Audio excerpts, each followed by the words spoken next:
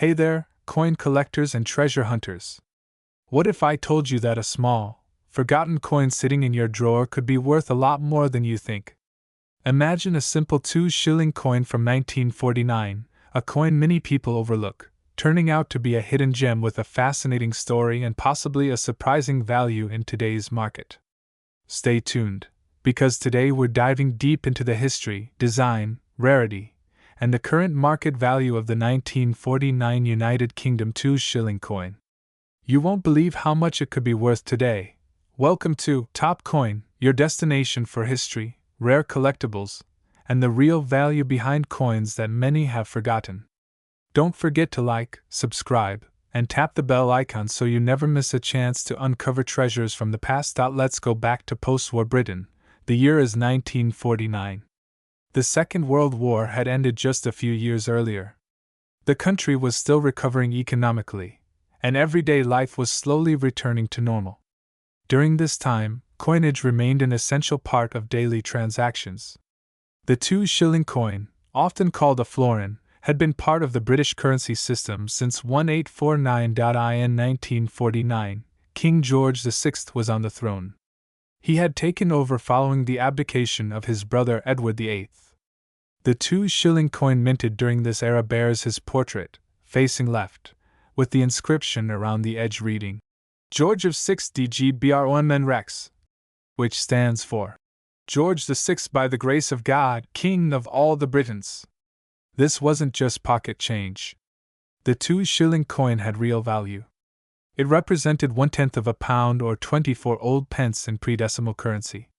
Before decimalization in 1971, coins like this were widely used, passed from hand to hand, paying for meals, bus rides, and countless other daily necessities. But what makes the 1949 version stand out from the rest? Well, that's what makes this coin so fascinating. Let's take a closer look at the design. The obverse features the bust of King George VI designed by Thomas Humphrey Paget, a skilled sculptor and medallist. His portrait is one of the most iconic representations of British monarchs on coinage. It's clean, regal, and bold. Now flip to the reverse. This is where the coin really shines. The design shows the crown Tudor rose in the center, a symbol of England, with a thistle, shamrock, and leek representing Scotland, Ireland, and Wales respectively. Around the outer edge you'll read, FID-Def 2 Shillings 1949. FID-Def is short for Fidei Defensor, or Defender of the Faith, one of the monarch's traditional titles. The coin was minted in cupronickel, not silver, which is a mix of copper and nickel. Silver had been removed from circulating British coins just a few years earlier in 1947 due to rising silver prices. So while the 1949 version doesn't contain precious metal, it still holds strong numismatic value. You might be wondering, if it's not silver, why does it matter? Here's the kicker. The 1949 2-shilling coin had a relatively low mintage compared to other years. Only around 22.8 million of these coins were minted. That might sound like a lot, but in the world of coin collecting, it's not just the number produced that matters. It's how many have survived in good condition. Many of these coins were used in everyday transactions, meaning they were worn down, damaged, or lost over time. Finding one today in extremely fine or uncirculated condition is much rarer than you might think. Collectors today are always on the hunt for coins that tell a story, that reflect a moment in time, and the 1949 2-shilling fits the bill perfectly. It marks the final years before Queen Elizabeth II would take the throne and represents an era that is now part of Britain's rich historical past. Now let's talk money. What is this coin actually worth in 2025, in circulated condition, the kind of coin you might find in a coin jar or old family album? You can expect it to be worth around £1 to £3 sterling or roughly $1.50 to $4 depending on the buyer. However, if you've got one in extremely fine condition, that value jumps.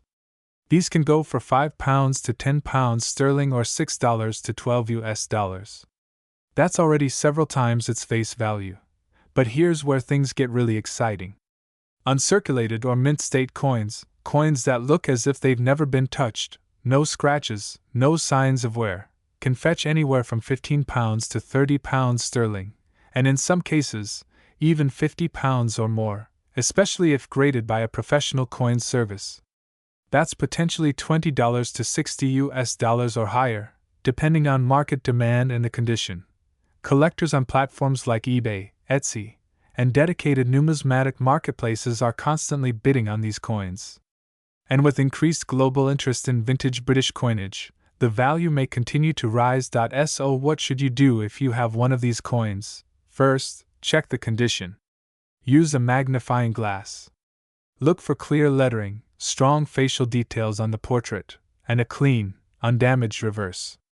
If the coin looks sharp with minimal wear, you might be holding something valuable. Second, avoid cleaning it. Cleaning a coin can reduce its value drastically. Let it remain in its original state. Third, consider having it appraised or graded professionally if it looks promising. That extra step can help you get the maximum value when selling. And finally, even if your coin isn't in mint condition, it still holds historical and collector interest. These coins are excellent additions to any British or Commonwealth collection. So, whether you're a seasoned collector or someone just getting started, the 1949 2-shilling coin is a brilliant piece of numismatic history. It's more than just an old coin. It's a snapshot of post-war Britain, a representation of monarchy, craftsmanship, and national pride. And yes, it could be worth far more than its face value. Go check your drawers, old piggy banks, or your grandparents' coin jars. You might just be sitting on a small but valuable piece of history. And hey, if you found this video helpful or exciting, don't forget to hit that like button, subscribe, and drop a comment below if you have one of these coins or plan to look for it. Share your coin stories, photos, or questions. I respond to as many as I can. In today's video, we're diving deep into the story of this often forgotten coin. From its intriguing beginnings to what collectors are paying today, you might just be surprised at how valuable this little piece of history has become. So if you've ever come across one in your pocket change, or if you're a passionate coin collector, buckle up, because this 10-pence coin could be worth a fortune. Let's explore the hidden value behind the 1968 10-pence coin from the United Kingdom. Our journey begins in the late 1960s, a pivotal moment in British numismatic history. The year was 1968, just a few years before the UK officially moved toward decimalisation in 1971.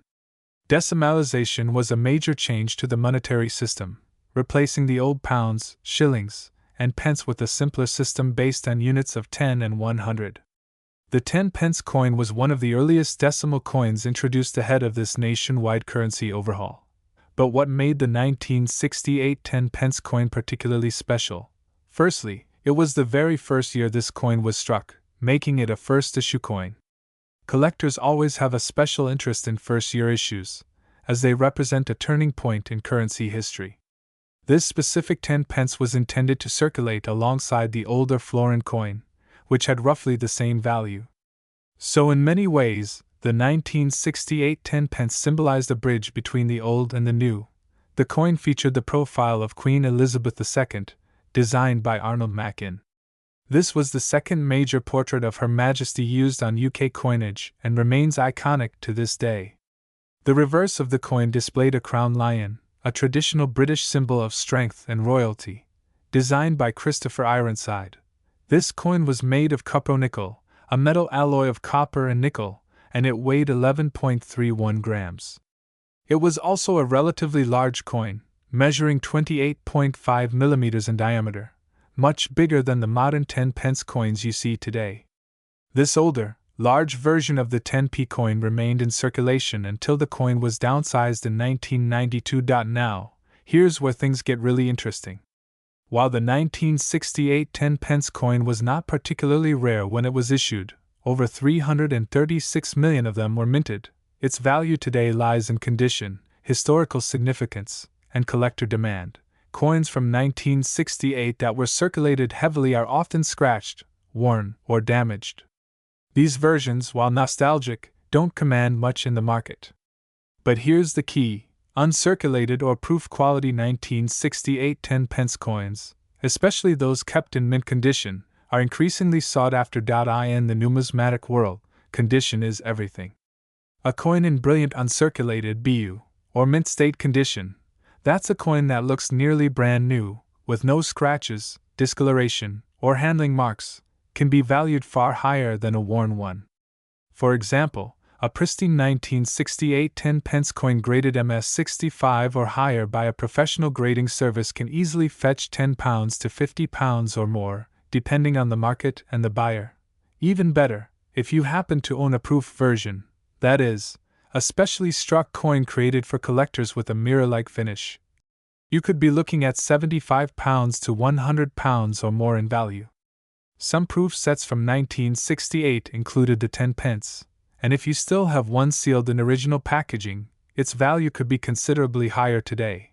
Another exciting aspect that adds value to some 1968 10-pence coins is the existence of error coins. These are coins that left the mint with flaws, double strikes, off-center prints, clipped planchets, and more. Error coins are extremely popular among collectors because they are one-of-a-kind. If you find a 1968 10p coin with a minting error, you might be holding something worth hundreds of pounds. Some verified mint errors have sold for £200 or more, depending on the nature and rarity of the flaw. Always inspect your coin carefully. Any unusual markings, misaligned edges, or doubled images could signal a rare mint error. So how do you know if your 1968 10-pence coin is valuable? Start by checking the condition. Hold the coin under a bright light and look for scratches, discoloration, or fading. If it still shines like it's brand new, you might have a winner. Next, check the edges and details. Is the design still crisp and clear? Is Queen Elizabeth's profile sharp? Is the lion's mane still detailed? The sharper the image, the better. If you think you have a high-grade coin, consider having it graded by a professional service like NGC or PCGS. Graded coins carry a certificate and can sell for significantly more. You should also research recent sales on collector websites or online auctions. eBay is a good place to start. Some 1968 10-pence coins in top condition have sold for £20 to £100 or more, especially when slabbed and authenticated. Don't forget to compare listings on coin-specific marketplaces and forums, where serious collectors often pay top prices. As we speak, the demand for historical British coins is rising, with younger generations becoming more interested in collecting, and with the passing of Queen Elizabeth II marking the end of an era, coins from her earlier reign are drawing renewed attention. Many collectors now want to own a piece of mid-20th century British history. And what better way than through coins that represent change, both politically and economically? The 1968 10-pence coin is a symbol of transition, resilience, and monarchy. Its story appeals to casual collectors, historians, and serious numismatists alike. Because of this, its market value continues to appreciate over time. While it may never be as rare as a gold sovereign or a misprinted banknote, it holds a timeless charm and a solid place in any well-rounded UK coin collection. So, the next time you come across a 1968 10-pence coin, don't toss it aside. Take a closer look. Whether it's tucked away in an old drawer, passed down through family, or found at a car boot sale, that little silver coin might just be worth more than its face value. And if you own one in mint or proof condition, congratulations. You're holding on to a true piece of history, and possibly a coin worth a surprising amount of money. Thanks for watching. If you found this video helpful or interesting, be sure to hit the like button, subscribe for more coin and currency deep dives, and turn on the notification bell so you never miss a valuable find. Have a 1968 10-pence coin? Let us know in the comments below what condition it's in or if you've had it appraised. We'd love to hear your coin stories. Until next time, happy collecting, and remember, treasure can be hiding in plain sight.